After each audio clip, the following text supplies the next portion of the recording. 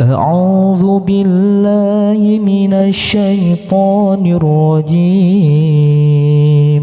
بسم الله الرحمن الرحيم. إذا وقعت الواقعة ليس لوقعتها كاذبة خافضة رافعة إذا رجت الأرض رجا وبست الجبال بسا فكانت هباء منبثا وكنتم أزواجا ثلاثا فأصحاب الميمنة ما أصحاب الميمنة وأصحاب المشأمة ما أصحاب المشأمة والسابقون السابقون أولئك المقربون في جنات النعيم ثلة من الأولين وقليل من الآخرين على سرر موضونة متكئين عليها متقابلين يطوف عليهم ولدان مخلدون بأكواب وأباريق وكأس من معين لا يصدعون عنها ولا ينزفون وفاكهة مما يتخيرون ولحم طير مما يشتهون وحور عين كأمثال اللؤلؤ المكنون جزاء بما كانوا يعملون لا يسمعون فيها لغوا ولا تأثيما إلا قيلا سلاما سلاما وأصحاب اليمين ما أصحاب اليمين في سدر مخضود وطلح منضود وظل ممدود وماء مسكوب وفاكهة كثيرة لا مقطوعة ولا ممنوعة وفرش مرفوعة إنا أنشأناهن إنشاء فجعلناهن أبكارا عربا أترابا لأصحاب اليمين ثلة من الأولين وثلة من الآخرين وأصحاب الشمال ما أصحاب الشمال في سموم وحميم وظل من يحموم لا بارد ولا كريم إنهم كانوا قبل ذلك مترفين وكانوا يصرون على الحنث العظيم وكانوا يقولون أئذا متنا وكنا ترابا وعظاما أئنا لمبعوثون أو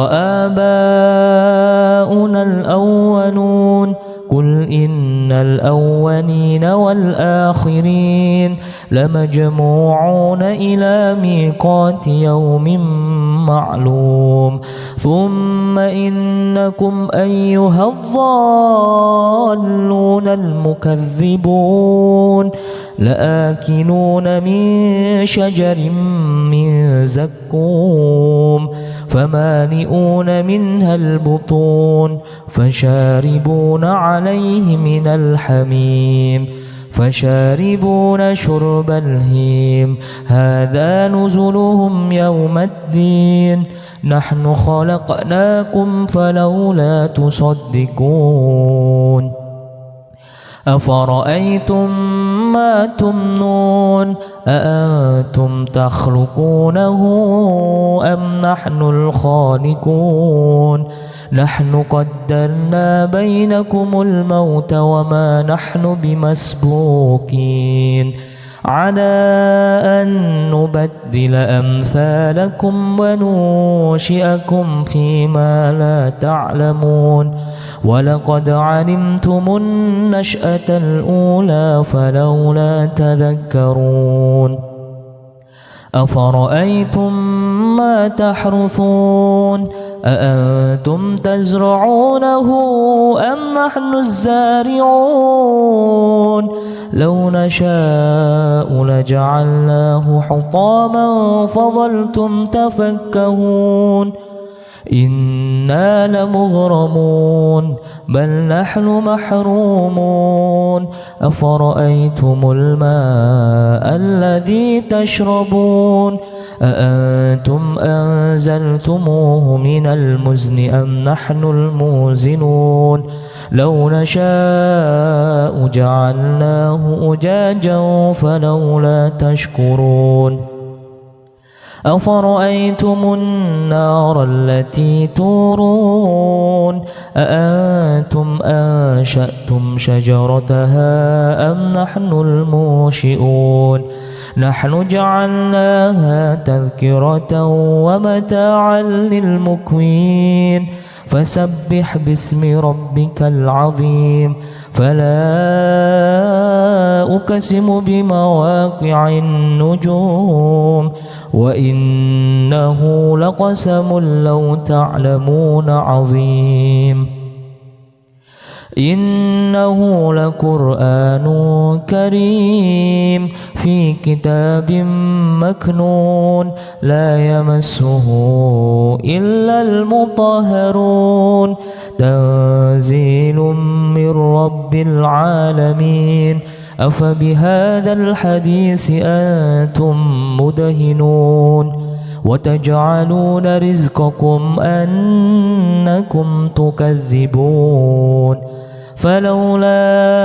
إذا بلغت الحلقوم وأنتم حينئذ تنظرون ونحن أقرب إليه منكم ولكن لا تبصرون فلولا إن كنتم غير مدينين ترجعونها إن كنتم صادقين فأما إن كان من المقربين فروح وريحان وجنة نعيم وأما إن كان من أصحاب اليمين فسلام لك من أصحاب اليمين وأما إن كان من المكذبين الضالين فنزل